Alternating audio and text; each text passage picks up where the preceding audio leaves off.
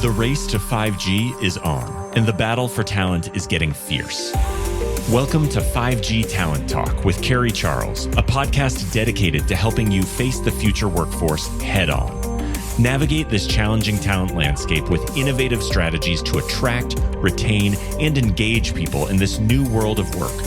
Only here on 5G Talent Talk with Carrie Charles, CEO of Broadstaff Talent Solutions. Hello, and thank you for joining me today on 5G Talent Talk. I am so excited that you are here, and I am also very, very excited to introduce to you my guest for today, Kevin Nolan. He is the president of Vision Technologies. Kevin, thanks for joining me today. Thank you, Carrie. It's a pleasure to be here. So, Kevin, I just respect you so much as a leader, and I want to hear a little bit more about your journey, how you got to the seat that you're in today. So I initially was in the military. I was in the Air Force. Then when I got out of the Air Force, I started working for an integrator in Virginia. And I met this guy named John Shetram. He and a couple partners of his had a company in the 80s and 90s. And so I interviewed and I went to work for John. And back in those days, in the early 90s, 92 is when I started working for him. I just wanted to be an engineer. So I was doing things, now I'm going to date myself, but back then you're configuring network management systems and operating systems and things like that. And what happened to me was, it was a small company, and some of the teammates there started bringing up issues, and they were sending me to John to bring up these issues. And it was like that old Life commercial where they say, let's get Mikey to do it. And so I started talking to John about this, that, and the other thing. And John started asking me, what do you think? And lo and behold, I didn't realize it at the time because I was too young and naive. But one day he said to me, so congratulations, you're going to be a manager. And I was like, no, I'm not doing that. But obviously he saw something that I didn't at the time. So that's how I got into management. And then in that company, I ran a department, I ran a business unit, and then eventually John and his partner sold the company. I took over for him after he left. And then flash forward, that was 97, flash forward 3 years later in 2000, he was retired. And I talked him out of retirement to go into business with me. And then we started Vision Technologies in 2000. Wow, 20 years, well, 22 years now. Yes, congratulations. Wow. Two guys in the garage till now. Yeah. Tell me the story. I want to hear the story of Vision Technologies and just a little bit about, the industries you serve, your solutions. So a little bit of story about Vision. It started in the garage because all IT companies have to start in the garage. Yes, they do.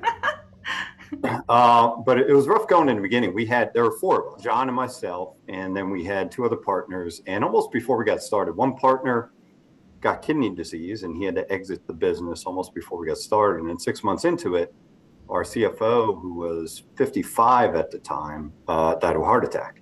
So we went from 4 to 3 to 2 real quick. And then 9/11 hit. And so we were definitely looking ourselves in the eye at that time about probably wasn't the greatest time to start a company. But we persevered and did the typical entrepreneurial thing, worked day and night. So flash forward to today, we're about 200 million revenue, 600 something odd teammates, plus another 100 something odd partners that we put on the street every day. We serve a plethora of converged technologies. So we're in physical security, audio visual, wireless, Wi-Fi, DAS, or cellular reinforcement. We're also in cabling or infrastructure in a big way. And then last but not least, we have some government contracts where we do classic IT outsourcing. So with all the industries that you serve, where do you see the greatest opportunity, let's say over the next 5 years? I guess I'll say two things. If you think about the macro trends in society right now, everyone's mobile, wireless, we play there. All that data needs to be secured. Those networks need to be secured. We play there. All that data, prevalence of data is being stored in the cloud, which is really a sea of servers and data centers, and we play there. And so sometimes it's better to be more lucky than good. We are positioned technically in areas that are growing like hockey sticks and will continue to grow like hockey sticks far into the future as we can see. And then when you add on that, obviously the theme of this podcast, 5G, with the emergence and eventually over the next handful of years, maybe the prevalence of 5G, that is certainly going to create many, many more opportunities all kinds of tech that we know of and things we can't imagine. The density of those small cells and DAS and Wi-Fi, WAPs is going to increase dramatically, and that's going to also fuel our growth. I love it. Exciting times ahead, right? It is, absolutely. So, it's on everyone's mind right now is retention and hiring and recruiting and workforce shortages and work, the future of work and what it looks like, and hybrid versus remote versus in office. I mean, that's the conversation we're hearing right now. So I know that at Vision you have a strong company culture, and I know that really helps you with all of those things that I mentioned. So tell me a bit about the culture at Vision. Well, the culture, first of all, forged in John Shetrum's DNA. He's always had a passion about great customer service. But really, the way I frame it up is sort of this Venn diagram that I put out there, which is at the top, it's world-class teammate experience. That's what we call our employees, teammates. World-class teammate experience, world-class customer experience, and world-class results. And that's the way we focus, with the intention being the teammate on top, because in the service industry, if you don't have happy, invested, well-trained teammates, then you don't have a shot at providing good customer service. So when you think about culture, it's really making investments in our teammates, growing our company, because not for the sake of growth, but growth creates opportunity. And what we try to do, and what I've tried to do for 22 years, is be a growth company so we can create jobs and we can build careers. And so what we try to do here is we're making massive investments in our people. And it's everything from investments in HR and recruiting and staffing to Vision University. This past year, we launched our first Vision Leadership Academy, which is specifically focused on investing in future leaders to develop a farm system. Obviously, lots and lots of technical training in our organization, career pathing. And so what we're trying to do here is basically create an environment where you can join Vision and you can spend the next 5, 10, 15, 20 years here. And why would you want to? Because it's a great environment. People like, obviously I'm a little prejudiced in that statement, but it is true. We have people that have been with us, even in John's previous company, that are here for 15, 20 years that predate this company that have been with us 25, 30 years. So clearly we have an environment where people like working with each other, like serving their customers, but more importantly, it's a place where you can build your career. You can, whatever you want to achieve personally, professionally, economically, you could do it here. You don't have to jump companies to get where you want to go. Wow, that is brilliant. And I really believe that that's the secret sauce for the future for companies is to be able to serve a human being's needs throughout their career path and throughout their life, right? I want to hear more about the Vision University, and then the leadership as well, but what is Vision University and when was it created? Clearly in our industry, you've always done technical training. You've sort of had to. And then we have dabbled in professional development training, soft skills training. But a couple of years ago is when I realized that we really need to get way more formal in the soft side of it to develop our teammates, whether it's developing in their customer service skills or developing in their supervisory leadership skills. So Vision University is a concept that I borrowed from others. I don't claim to create it, but there's nothing wrong with borrowing a good idea. And conceptually, it's like a university. So think of, you go to a college university and you have different majors or different schools. It could be school of project management, school of safety, school of this technology or that technology, school of leadership, and a whole bunch of classes. And there's a Vision. I'm drawing a blank on the word. So Kevin, tell me about the Vision Learning Management System, because we actually are looking at that at Broadstaff too right now about putting something like that in place. So tell me about that. So a while ago, we hired a person dedicated to that. So we had the concept and we started building it out. And we brought in a person to evaluate platforms and eventually shortlist and pick a platform and then launch the platform. And of course, with the platform that you buy, you have a lot of training built in that comes with it. But then there's also a plethora of our custom classes and then technical classes that go with it. So whether it's technical training or on the web training or customized leadership training that we may be doing in-house, all those things can be accessed by teammates through the portal. And of course, they can be tracked, whether tracking it from a management perspective or a teammate being able to track their path and their career. And if you think about career pathing, certain certifications or classes that you want to go through or need to go through to prepare yourself to get the next position up or the next promotion. So it allows people to have a much greater hand in managing their own career by them knowing what the career path looks like, at least from a training perspective, what training and certifications you need. And then of course there's the other subjective things with your manager and leader, but it lets people be proactive and be as aggressive as they want to be in terms of getting themselves educated and making themselves more marketable and working themselves into the next promotion opportunity. Yes, yes, I love it. I could talk to you about that for hours. Tell me about you as a leader.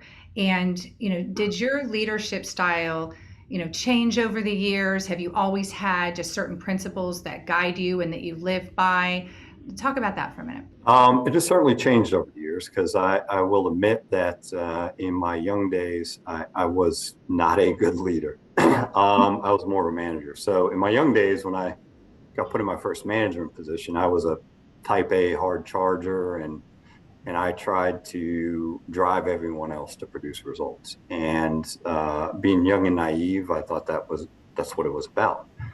And then you flash forward through the years, especially when we started Vision, and it's your own company, and you're recruiting people to come join you, and some people did, and some people didn't. And the people who didn't, I learned some painful lessons that I was a taskmaster, and that didn't, that had a short shelf life. So I think combination of age and experience really started to mature my leadership skills. Now, I've always had a natural curiosity. I've always wanted to learn, and I have, but over the years, I've certainly learned to fundamentally change the way I lead. And it's more about motivating, inspiring, investing in people, creating an environment, culture, creating an environment where they can grow and they can thrive and they can achieve what they want to achieve.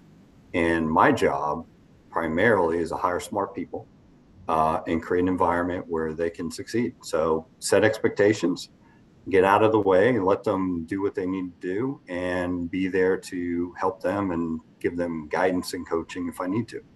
Has your style changed, or what you're committed to, has that changed any over the course of the pandemic with remote work versus hybrid versus in office, and then this the Great Resignation? There's been so much in our workforce that has changed just in the past 2 years. Has there been any changes at Vision Technologies due to that, or maybe in your own way of leading? I'll answer both those questions. So one's longer than the pandemic, which is, you go back to that taskmaster. It used to be a time where I was focused on competing and winning, and it was a zero-sum game. And now I don't focus on competing and winning. I focus on me and us just being a better version of ourselves. There's plenty of business to go around, and there's the industry's growing, and I think if we just show up every day and we're our best selves individually and as a team, and we do great things for our customers, and we're continuing just to try to learn and grow, but we'll be better tomorrow than we are today. And just, I have a growth mindset rather than a task mindset or a goal mindset. So that's on the philosophy. Now, when you're bringing into COVID, I think what we learned, like everyone did in the beginning of COVID, we're all rookies in leading through that, unless you're 110 years old and you live through 19. And so what was interesting that we learned about COVID was it wasn't just a business crisis, which, we've been through business crisis and economic crisis before, but this was 24/7. And it didn't affect just people's livelihoods, but it affected their lives. And so you had to really ratchet up your connection your empathy. And that was made more difficult to do by the fact that we weren't together anymore. We had to learn this Zoom thing that we're doing now, which we take for granted every day now. And so lots of challenges and lots of learning for all leaders everywhere went into that. So when you think about today, we were in a situation where many of our people had to show up on customer sites every day, so they never had the opportunity and don't have the opportunity in the service organization to be remote. And so we did a really good job. Our team did a really good job putting safety protocols and health safety protocols into place and scouring the globe to find, back in those days, find them sanitizers and wipes and masks and all those types of things. Now, when you think about the hybrid workforce, I think that is here to stay. And I think we're navigating through the situation where people want to connect. Humans are natural connectors. Yes. That combined with what we've been used to for the last 2 years, some people don't want to come back in the office. Some people have in their head that, the commute is a lack of productive time, et cetera, et cetera. So we're not forcing an issue. We don't have a quota or anything. But what we're trying to do is we're trying to ease people back into the office by trying to create environments, situations in the office that give people a reason to come here. Not just show up here and work in your cube versus work at home, but and that could be simple things like fun things like cookouts. It could be as work-related things like staff meetings or whatever. But we're trying to manufacture, for lack of a better phrase, opportunities that make people want to come into the office and have a purpose to come into the office. So that's kind of where we're at now. Yes, I agree with you. In fact, we've had the situation here where people don't want to leave the office. So we've got a limited amount of space because I didn't get more space. I thought, well, we're not going to need it, right? We're going to have such a large remote team. And now we have so many people that want to be in the office and be together that we're struggling with space issues. So I agree with you on creating an environment that, whether it is remote or an office where people really want to be, and that, that having that growth mindset, I think is so important. Everything you've said to me is resonating and spot on with how to build the workforce of the future, people-centric, right? Putting people first, and that's what matters, and that's what you're doing at Vision. So let's talk about the future. The vision of Vision, right? And let's look at, where will Vision be in the next 5 years? What are some exciting projects you're working on? Some things you can share with us? Well, from a project perspective, this is where I might get in trouble from an NDA perspective. So I don't know what the ones I'm allowed to say or not say, but we've won some really nice projects lately, big projects that we're doing. Lots of data center projects. Some of those names I can't name, but they're big hyperscales that most of us are familiar with. As far as what our future looks like, again, we're in the technology space that continues to grow. I think things like 5G, I think things like IoT and intelligent buildings, intelligent campuses, smart warehousing is going to continue to drive our growth. So what we're trying to do is we're just trying to grow and create those opportunities for people. We have an organic growth strategy. We have an acquisition growth strategy. And then on top of that, I'm just trying to make massive investments in our people because I don't want to outstrip our ability to deliver. And I'm also making big investments in our leadership. You definitely need good leadership Vision is a national company right now. And so we're going to continue to expand in the regions we're in and expand into more regions. So our national growth is going to increase in our future. And in order to do that, we just need to keep making, I'm making multi-million dollars investments year over year in our leadership and our people and our frontline supervisors and our frontline leadership. And that's just all about being able to put the best team on the field to service our customers, to continue to fuel that growth and create opportunities for people. Kevin, I wish I had $1 for every time you said people during this interview. And that's exactly where leaders need to be right now and for the future, is investing in your people. And throughout this entire interview, you have come back over and over to investments in people and growth. And it's interesting because you've even said, we're doing this, and this to create opportunities for our people. right? Mhm. And so this has just been such a beautiful message. And I think it is something that people all over the world are looking for right now, that type of culture and those types of leaders that are going to have these things top of mind. So I want to thank you for coming on the show. This has been delightful, and I've learned a lot from you, and I might borrow just a few things from you if you don't mind. I'll give you credit. I promise. I'll give you credit. Give me credit, because most things I do, I borrow from someone else. So. Okay, good. We'll just pass them around. I'm good at editing instead of creating ideas. You got it. Me too. Me too. So where can we go to learn more about vision technologies and also careers? So visiontechnologies.com. You can go to our website, and of course we have a careers page there, and we are hiring in various parts of the country in all kinds of positions.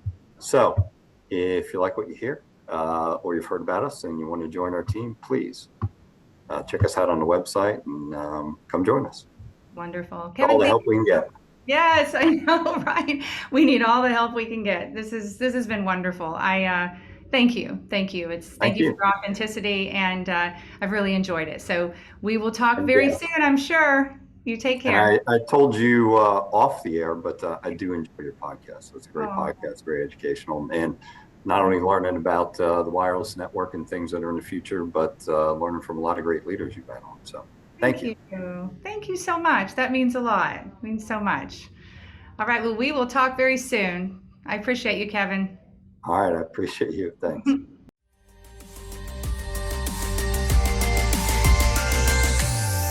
Thank you for listening to another informative episode of 5G Talent Talk, brought to you by RCR Wireless News, Telecom Careers, and Broadstaff Talent Solutions.